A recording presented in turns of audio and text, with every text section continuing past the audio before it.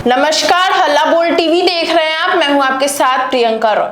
बता दें कि मुकेश सहनी की एक चूक की वजह से एनडीए जीत गया एक सीट से और तेजस्वी यादव चुनाव से पहले ही एक सीट से हार गई। इसी विषय पे और भी ज्यादा जानकारी देंगे हल्ला बोल टीवी के संपादक दीपक शर्मा। आप ठीक कह रही हैं प्रियंका, यह सीधे सीधे वॉक ओवर देने का मामला है। मतलब एनडीए को एक सीट पर, सुगौली विधानसभा सीट पर वॉक ओवर मिल गया। अच्छा। अब मामला क्या है देखिए, मामला यह है कि जिनका नामांकन एक आरजेडी के विधायक हैं वहां से शशि भूषण सिंह जी, आरजेडी के विधायक हैं, वे कोई नौसिखुआ राजनीति में नहीं है। बिल्कुल। अब शशि भूषण सिंह वीआईपी के कैंडिडेट के तौर पर नामांकन करते हैं जी, और ऐसी गलती करते हैं जिसके बारे में मुकेश सहनी को भी पता होगा, जिसके बारे में तेजस्वी यादव को भी पता होगा और जिसके बारे में शशि भूषण सिंह को भी पता होगा, लेकिन किसी के भी दिमाग में यह बात नहीं आई और उस चूक की वजह से उनका नामांकन रद्द हो गया। जी।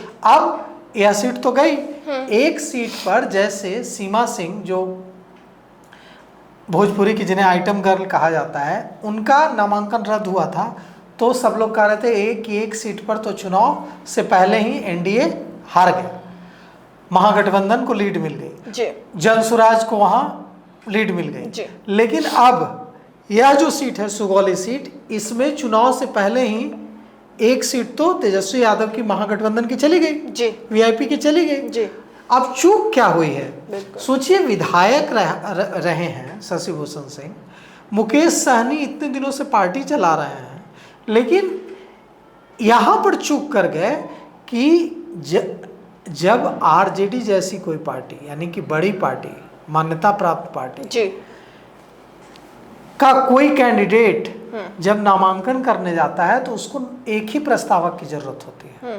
लेकिन जब छोटी पार्टी जैसे वीआईपी, गैर मान्यता प्राप्त पार्टी, जी, जो सिर्फ निबंधित पार्टी है, मान्यता प्राप्त दल नहीं है, जी, मान्यता प्राप्त दल के लिए कम से कम 8 विधायक होने चाहिए या टोटल जो वोट पड़ा हो उसका 6% वोट शेयर मिलना चाहिए, तब कोई पार्टी नामांकित, तब कोई पार्टी मान्यता प्राप्त पार्टी बनती है।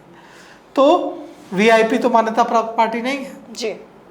तो मान्यता प्राप्त पार्टी के कैंडिडेट के तौर पर नामांकन करने के लिए जरूरी होता है कि वह व्यक्ति 10 प्रस्तावक रखे। जब मान्यता प्राप्त पार्टी से अगर आप नामांकन भर रहे हैं तो आपको एक प्रस्तावक चाहिए, लेकिन गैर मान्यता प्राप्त पार्टी से अगर आप नामांकन कर रहे हैं तो आपको 10 प्रस्तावक चाहिए। और वो यहीं पर चूक कर गए शशि भूषण सिंह। उन्होंने पिछला चुनाव आरजेडी के कैंडिडेट के तौर पर जीता था, तब उनको आदत रही होगी एक कैंडिडेट एक प्रस्तावक लेकर जाने की। जी। इस बार उन्होंने वीआईपी कैंडिडेट के तौर पर भरा नामांकन और फिर एक ही कैंडिडेट, एक ही प्रस्तावक लेकर चले गए और फाइल भी कर दिया नॉमिनेशन। जब स्क्रूटनी हुई तो उसमें तो दिखा कि 10 प्रस्तावक चाहिए वीआईपी के लिए, ये तो एक ही प्रस्तावक लेकर आए हैं, खारिज हो गया। अब सोचिए कि सुगौली सीट तो चली गई। अब यह गलती मुकेश सहनी की भी है, यह गलती शशि भूषण सिंह की भी है और यह गलती राष्ट्रीय जनता दल की भी है कि आपने तकनीकी कानूनी पहलुओं का पालन नहीं किया। अब एक सीट तो आप जीतने से हार गए, जीते जीते रह गए, चुनाव से पहले ही हार गए जी। एक सीट पर तो आप जीतने से रह गए जी। तो अब सवाल उठता है कि क्या होगा। तो अब इन लोगों ने किसी निर्दलीय की तलाश शुरू की है कि कोई ऐसा मजबूत निर्दलीय मिल जाए जहां उसको सपोर्ट किया जाए, उसको अपना कैंडिडेट को, अब तो सिंबल तो उसका जो रहेगा सो रहेगा, लेकिन उसको अपना कैंडिडेट घोषित कर दिया जाए। अब देखिए ऐसा कोई कैंडिडेट मिलता है कि नहीं मिलता है। और राजद विधायक हैं सुगौली से शशि भूषण सिंह, इन्होंने यहाँ से विकासशील इंसान पार्टी जो मुकेश सहनी की पार्टी है उसके कैंडिडेट के तौर पर पर्चा भरा था। लेकिन कहां से चूक हुई कि चुनाव आयोग के निर्देश के अनुसार राजद जैसे मान्यता प्राप्त दल के प्रत्याशी को मात्र एक प्रस्तावक लेकर नामांकन करना होता है, जबकि विकासशील इंसान पार्टी जैसी जो गैर मान्यता प्राप्त पार्टी है उसके उम्मीदवारों को 10 प्रस्तावक के साथ नॉमिनेशन करना होता है। शशि भूषण सिंह से यही गलती कर गए। शशि भूषण सिंह एक प्रस्तावक के साथ चले गए, नामांकन का आवेदन भी कर दिया।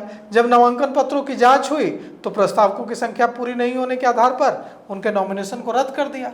अब चुनाव से पहले ही तेजस्वी यादव, मुकेश सहनी महागठबंधन एक सीट लूज कर गए। तो अब सवाल यह उठता है कि इतनी बड़ी पार्टी इतने वकीलों की फौज और एक छोटी सी बात का ध्यान नहीं रख पाए। इसीलिए यह सवाल उठ रहा है कि क्या महागठबंधन पूरी ताकत से लड़ रहा है। अब देखिए क्या होता है। ऐसी अगर गलतियां ये लोग करेंगे चुनाव से पहले तो सीमा सिंह के साथ भी यही हुआ, जो लोजपा रामविलास के प्रत्याशी हैं जी, उन्होंने भी नामांकन में गलतियां की, उसकी वजह से उनका नामांकन खारिज हुआ। जी। अब अभी देखिए स्क्रूटनी में अभी और कितने नाम इस तरह के आते हैं जिनका नामांकन खारिज होता है। जी, तो सुना आपने इन सब को लेकर आपकी क्या राय हमें कमेंट बॉक्स में बताया। और इस पेशकश में इतना ही। आगे की खबर देखने के लिए बने रहे हल्ला बोल टीवी के साथ। धन्यवाद।